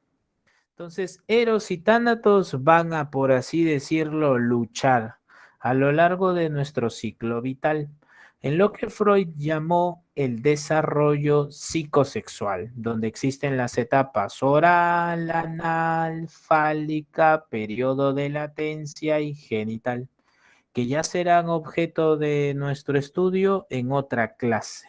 ¿Sí? Por ahora no debes olvidar esto. Siguiente escuela psicológica, la reflexología. En Rusia existió el famoso Iván Pavlov, quien fue ganador del premio Nobel por sus investigaciones en fisiología. Pavlov llegó a la conclusión de que los animales pueden aprender por una asociación de estímulos. Así que él se interesó primero en la actividad nerviosa superior. Él se interesó en aquella actividad que realizan los animales para poder integrar una serie de estímulos y cambiar su conducta. ¿Sí? Eso es lo que buscaba en el famoso Pavlov inicialmente. De allí que su objeto de estudio es la actividad nerviosa superior. Ahora, algo que debes notar es que el famoso Iván Pavlov fue uno de los pioneros en el método experimental. Uno de los pioneros. Profesor, pero Wundt lo había trabajado en 1879. Sí, por eso digo uno de los pioneros, no el pionero, uno de los tantos. Entonces, el famoso Iván Pavlov lo que hizo fue investigar cómo un reflejo podía desarrollarse posteriormente a partir de la presencia de un objeto llamado estímulo neutro. ¿Sí? Vamos con el ejemplo que seguramente tú ya dominas. ¿Sí? Si al perrito le presento comida, el perrito emite salivación. Muy bien, su reflejo es salivar. El estímulo incondicionado, no condicionado es la comida. La comida provoca una respuesta natural, la salivación. Si al perro yo le presento un sonido, el que quieras, un silbato, una campana, el que quieras. Entonces el perrito, ¿qué va a hacer? El perrito no va a salivar. ¿Por qué? Porque no es comida. Entonces Pavlov dice, ¿qué pasa si yo lo asocio? Asocio sonido, comida, sonido, comida, sonido, comida, sonido, comida, sonido, comida, sonido, comida. El perrito va a salivar. ¿Por qué saliva el perro? Saliva por la comida. Solo que, como dice su compañera Karen, lo está relacionando, lo está asociando. Al final, el perrito solo va a escuchar el sonido y va a empezar a salivar. Ese fue el aporte de Pavlov, llevar una conducta refleja a desarrollar una conducta parecida a partir de un objeto propuesto. El sonido no provocaba salivación, pero luego del condicionamiento, el sonido sí provoca salivación. Esto Pavlov lo desarrolló en los animales, ¿sí? Lo encontró en el perrito específicamente. Ahora, ya son 1:30 y el tiempo es corto. Su compañero Adrián pregunta, ¿esta teoría tendría semejanzas con las reacciones en Facebook? Bueno, en las reacciones en Facebook hay varios tipos de aprendizaje. Puede haber condicionamiento clásico, sí. Puede haber condicionamiento operante, sí, eso es cierto. ¿Por qué, profesor? Porque se asocian experiencias, sí, se asocian experiencias. ¿Quieres que profundice? Mira, Adrián, te puedo decir que sí hay relación en la medida que hay una asociación. Hay personas que reaccionan a una foto y si la otra persona coloca otra foto, dice reaccionará o no. Muy bien, entonces, ¿qué hago? Presento publicidad. Ya, te lo voy a poner más sencillo. Mira, mira. La publicidad es lo más elemental en el condicionamiento clásico. Imaginemos que quiero vender eh, imaginemos que quiero vender un perfume, ¿ya? Entonces yo quiero que mi perfume tenga un público selecto. Así que llamo a Paolo Guerrero, no sé, si te gusta el TikTok, ya llama a un TikToker y le dices, muy bien, TikToker, usted va a hacer 5 bailes. 5 bailes por semana y en los 5 bailes promocionas mi perfume. Ya, muy bien. Entonces la persona cuando piense en el TikToker va a pensar en el perfume también. Entonces cuando ve un letrero de ese artista va a decir, oye, ese artista usa ese perfume, ¿no? Oye, ¿y qué tal será? Entonces ya generó un interés, una atención. ¿M? La publicidad desarrolla el condicionamiento clásico. Entonces las personas asocian a Paolo Guerrero con el éxito. Pero Paolo Guerrero, ¿qué usa? Ah, usa este perfume. Oye, esa TikToker es muy bella. ¿Qué usa? Usa ese labial. Ah, entonces asocia la belleza con el TikToker y con el labial. Entonces se genera la publicidad. ¿No?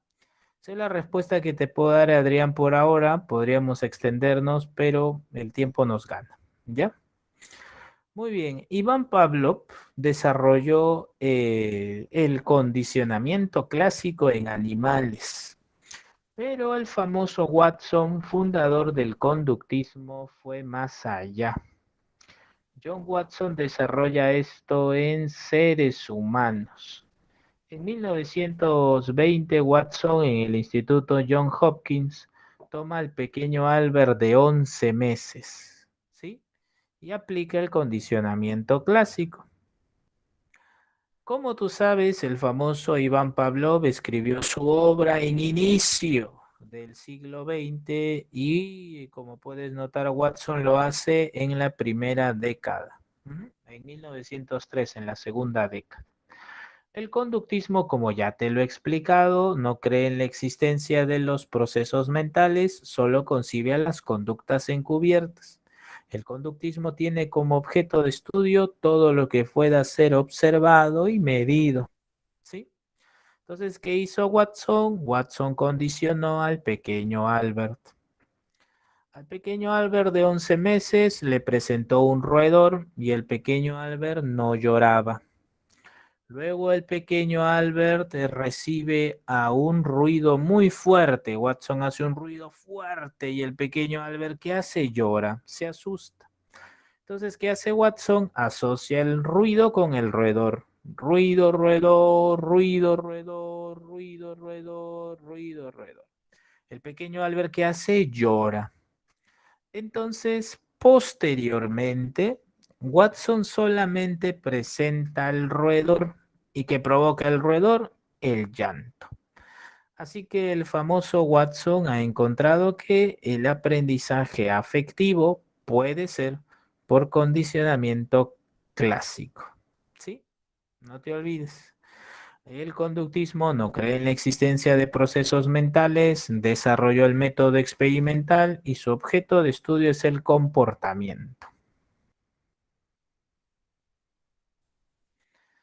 Ahora brevemente trataremos a los enfoques psicológicos contemporáneos.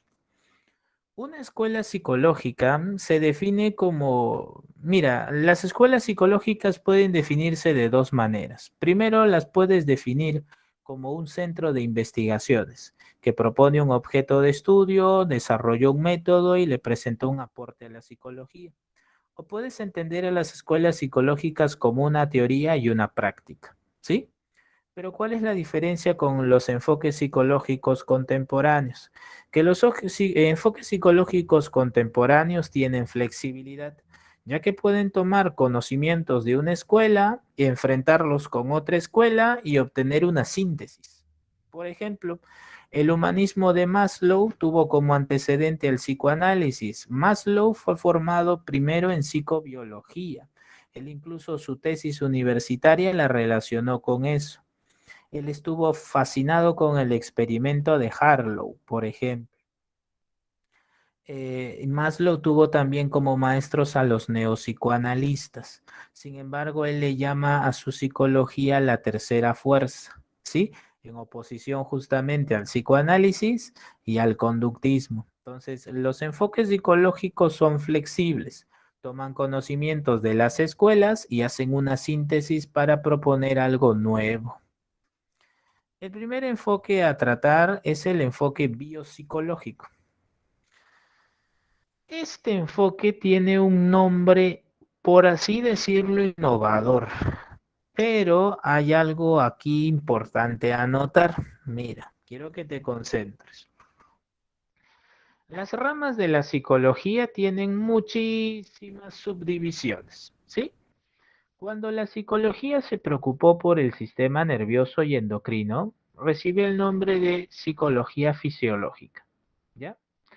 Cuando la psicología incrementó sus conocimientos, por ejemplo, sobre la actividad cerebral, pasó a llamarse psicobiología, ya que empezó a surgir la psicofarmacología, la neurociencia cognitiva, etc.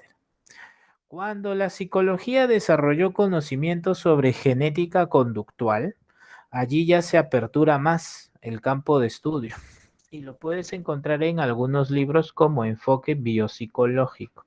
Así que ten cuidado. ¿Por qué, profesor? Porque me han preguntado en San Marcos, me han presentado una pregunta para relacionar y ¿saben qué? No aparecía ni psicología fisiológica ni psicobiología, aparecía psiconeurología. Entonces hay que tener cuidado con esos términos. El enfoque biopsicológico se preocupa por las bases biológicas de la conducta y los procesos mentales. Por ejemplo, saber que el área de Broca se encuentra en el hemisferio izquierdo, específicamente en el frontal izquierdo, y permite la articulación del habla, eso formaría parte de la neurociencia cognitiva. Ah, profesor, claro. Señalar, por ejemplo, que el razonamiento espacial se desarrolla en el lóbulo parietal Pues eso es gracias a la neurociencia cognitiva. Se ubicaría en ese campo del conocimiento. Si ustedes saben que la dopamina es un neurotransmisor que se organiza, o perdón, es un neurotransmisor que se realiza en los procesos placenteros. Bueno, eso es gracias a la psicofarmacología. Investiga también efectos de sustancias. Por ejemplo, un estudio en Nueva Zelanda hace poco, lo pueden revisar en la BBC de Londres, reveló que el consumo de cannabis puede disminuir hasta en 8 puntos el cociente intelectual. Lo pueden revisar, no me crean, está en la web, en la prensa internacional. El consumo de cannabis puede deteriorar hasta 8 puntos tu cociente intelectual. Ese, por ejemplo, es una buena investigación en psicofarmacología, porque se investigan los efectos de determinadas sustancias en la actividad mental. La neuropsicología podría investigar los traumas o las lesiones. Por ejemplo, un sujeto podría quedar ciego si se lastima el lóbulo occipital. Por más que sus ojos estén intactos, podría quedar ciego.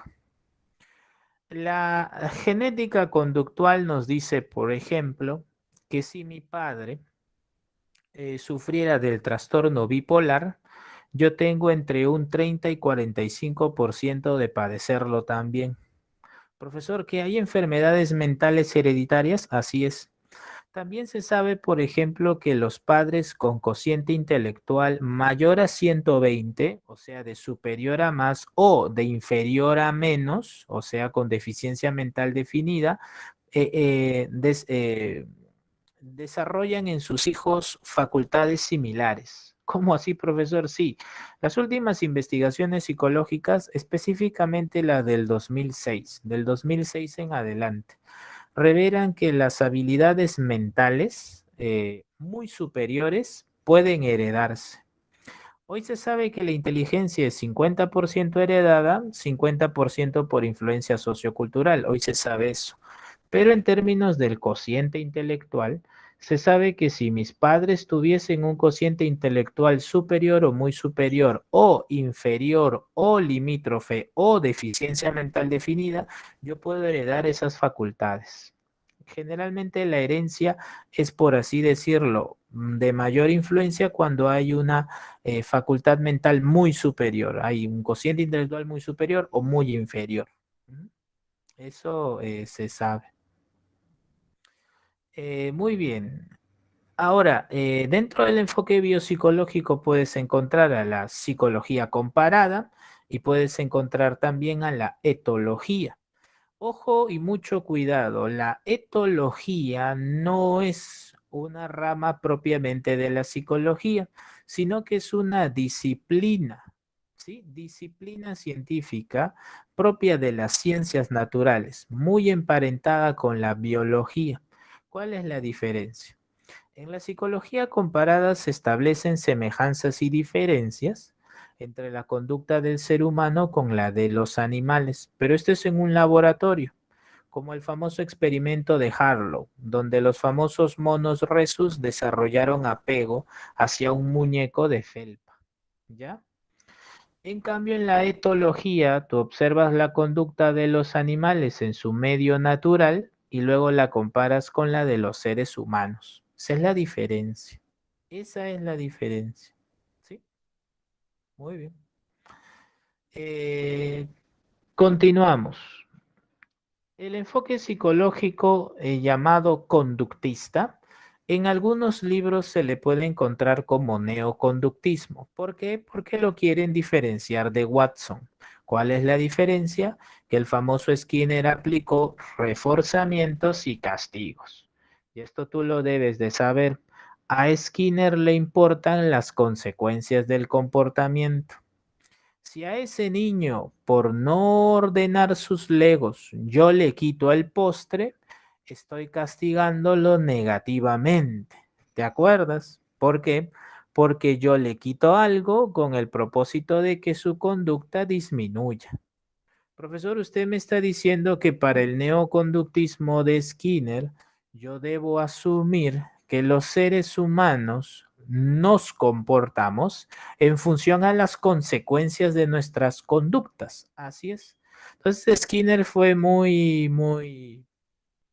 estuvo muy interesado en desarrollar esto, los reforzamientos y los castigos. Te voy a dar un ejemplo de cada uno de ellos para que lo recuerdes. Si una empresa de telefonía te da gigabytes en alta velocidad porque pagaste a tiempo tu recibo, te está reforzando positivamente. Si tú tienes vecinos muy molestos en un edificio y quieres evitarlos porque deseas estar tranquilo, dices, quiero llegar a mi casa tranquilo, no quiero escuchar chismes, pues bien, ¿sabes qué? Subo por las escaleras, no tomo el ascensor. Muy bien, tú te estás reforzando negativamente. Mantienes la conducta de llegar a tu casa, solo que evitas a los vecinos porque son molestos. Tú te refuerzas negativamente.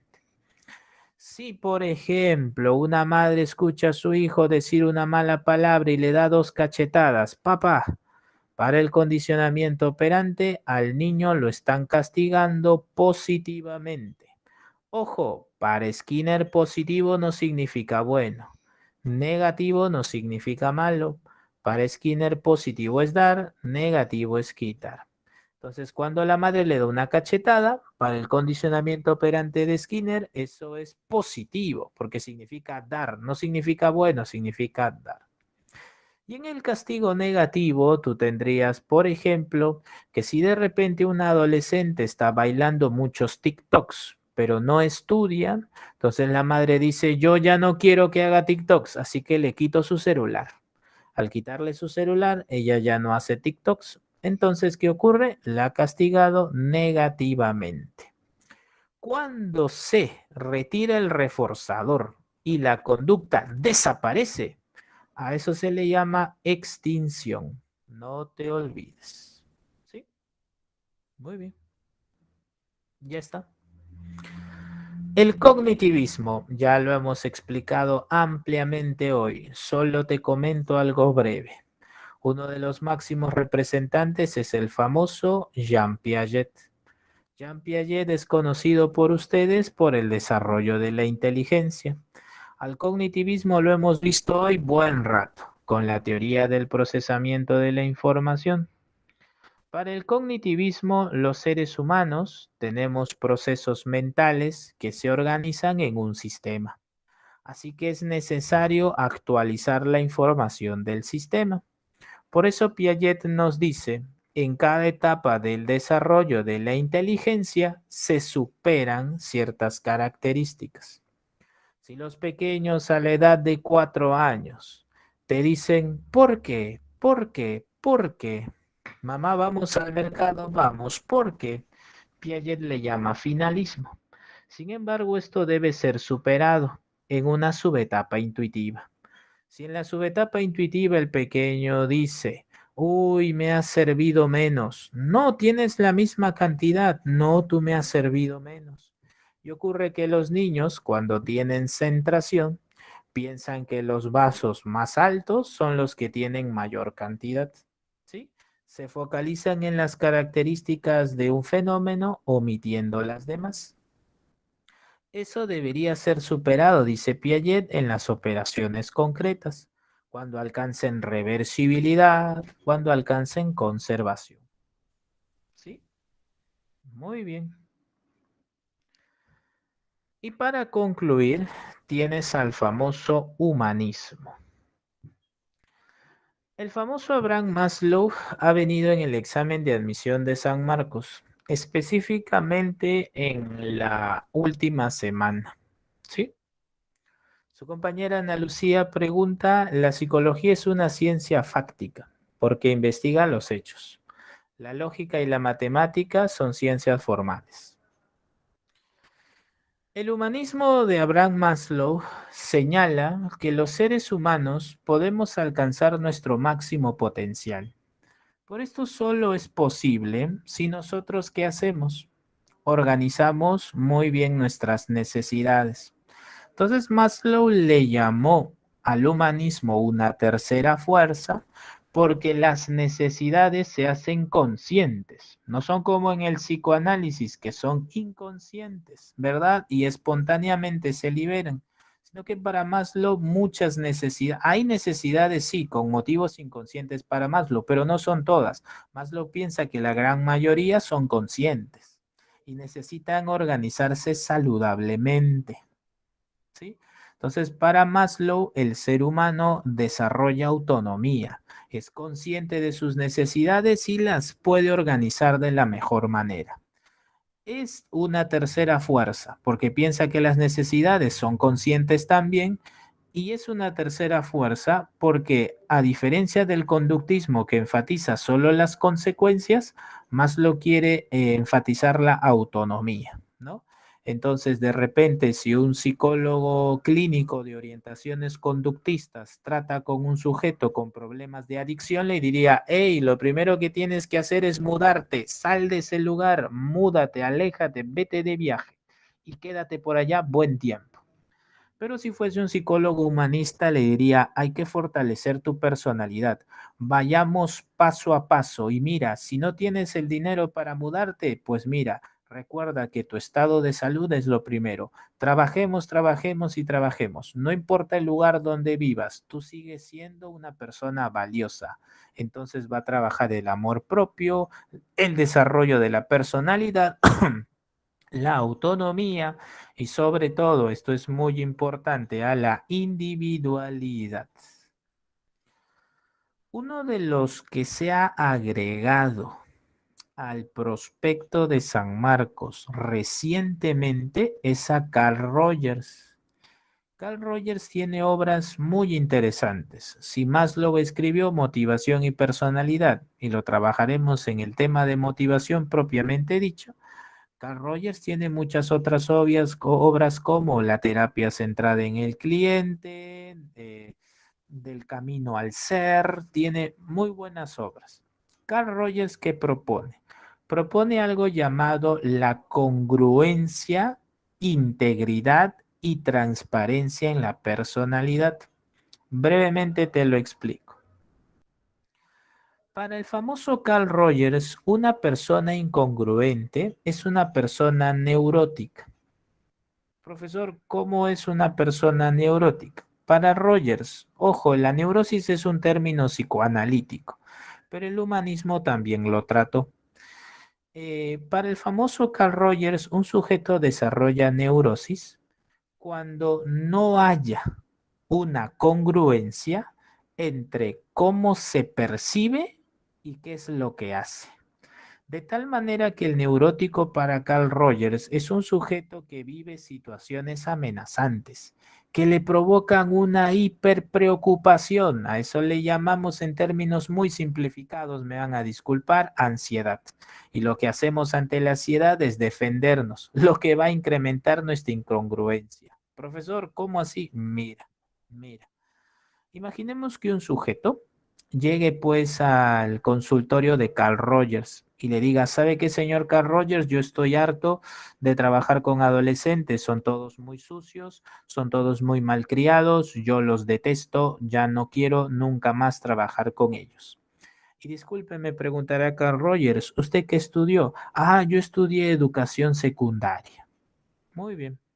De repente el sujeto dice, Carl Rogers no esté enfermo.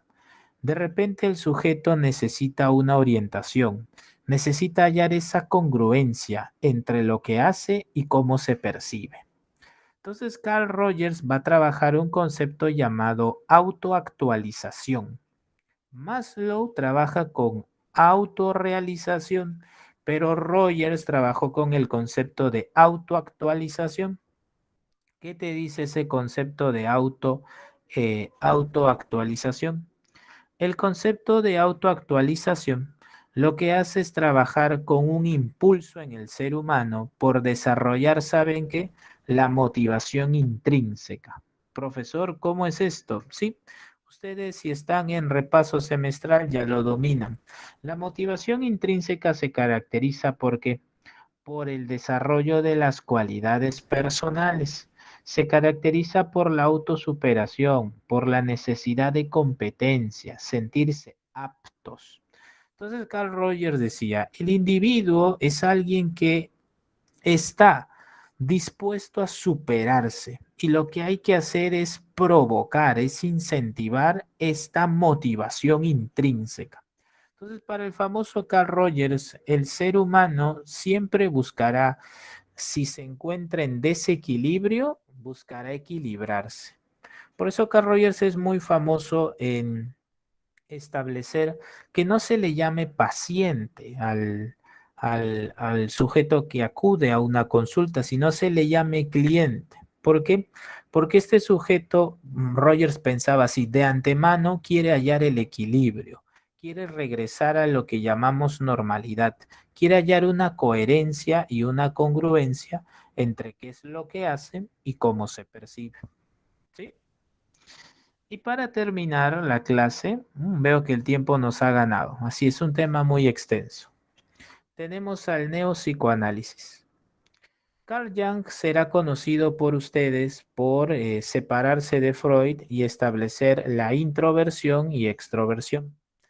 Para los neopsicoanalistas en general hay motivos inconscientes, pero están influenciados por su sociedad y su cultura. ¿Sí? Su compañera Ana Lucía dice de las claves. Muy bien, entonces un minuto más en esta diapositiva y dictamos las claves. ¿Sí? Muy bien. Carl Jung nos habla del extrovertido e introvertido. No se olviden, preocupado por la vida exterior el extrovertido y el introvertido por su vida interior. Alfred Adler concebía que los seres humanos, en un hogar numeroso, el hermano mayor es reconocido por su fortaleza, es reconocido por ser un sujeto autónomo y el menor es un sujeto básicamente engreído, básicamente cuidado en demasía. Pero ¿qué pasa con el segundo hermano? Pues ese puede desarrollar un complejo de inferioridad. No necesariamente, pero puede. ¿Por qué? Porque debe competir por el afecto. Entonces, el famoso Adler nos dice, hay condiciones socioculturales que provocan alteraciones mentales. Karen Horney piensa de manera semejante, solo que llevado al campo de la mujer. Ella consideraba que en un contexto de inicios del siglo XX, muchas alteraciones mentales tienen un origen o tienen una, vamos a llamar así, detonante o factor muy importante en lo sociocultural. Entonces, mientras que Freud hablaba de la famosa envidia del pene, Karen Horney decía, hey, no, los seres humanos estamos en un entorno sociocultural y enfrentamos una serie de conflictos que nos pueden llevar lamentablemente a alteraciones mentales. Y para terminar, Erickson será conocido por nosotros en el tema de desarrollo humano. Cuando veamos nosotros a quienes, a las tareas del yo. Recuerda que Erickson nos dice que cada etapa del desarrollo humano tiene tareas, ¿sí? Muy bien, dictamos entonces las claves de qué, las claves, así es, de la guía. Atentos, por favor. Dictamos las claves de la guía. Pregunta número 1 de la guía. Pregunta número 1. Realizar las potencialidades, eso es humanista. Clave de la 1, dedo. 2. Un psicólogo busca explicaciones a los sueños de su paciente. Bueno, si son sueños en su paciente, entonces es psicoanalista. Así es, esas imágenes, así es. La clave de la 2 sería avión. Número 3. Proceso psíquico que no es cognitivo. Bueno, ese es un sentimiento. La clave de la 3 sería casa porque ese es un proceso afectivo. 4. Proceso que utilizo en recordar el teorema de Pitágoras. Como dice aquí recordar, la 4 sería la memoria. 4, beso. Pregunta número 5. El uso del método mnemotécnico y sus efectos en el aprendizaje. Eso fue propuesto por los cognitivistas. Sin embargo, a muchos cognitivistas se les llama constructivistas. ¿Por qué? Porque asumen que hay un proceso de elaboración de conocimientos a largo plazo. 6. Un sujeto está haciendo prácticas preprofesionales y lo mejor que utiliza para ayudarlos es el desahogo, la liberación catárquica de sus experiencias reprimidas. Como en la 6 se habla de represión, entonces es común encontrar al famoso psicoanálisis. Psicoanálisis.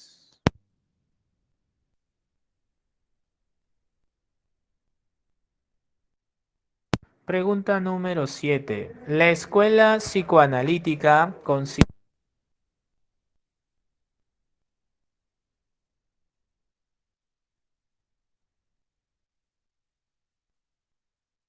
Número 7. La escuela psicoanalítica considera que el estudio central psicológico es el inconsciente. Clave de las 7, beso. Clave de las 7, beso. Pregunta número 8. Desde la perspectiva epistemológica, la psicología está ubicada dentro de las ciencias, como lo hemos tratado hoy día, son ciencias fácticas. 9. La tendencia se adhirió a la filosofía fenomenológica. Como eso parte de la filosofía, se espera que ésta sea la humanista. ¿Sí? 10. Mientras Ronaldo piensa en cómo estudiar mejor, se le observa organizando sus textos en casa. Los pensamientos son procesos mentales y las acciones son conductas. Clave de la 10, dedo. 11. Los procesos mentales son cognitivos y dinámicos. Verdadero. Los procesos psíquicos se infieren a partir de la conducta. Verdadero. La conducta es subjetiva y los procesos son objetivos. Falso.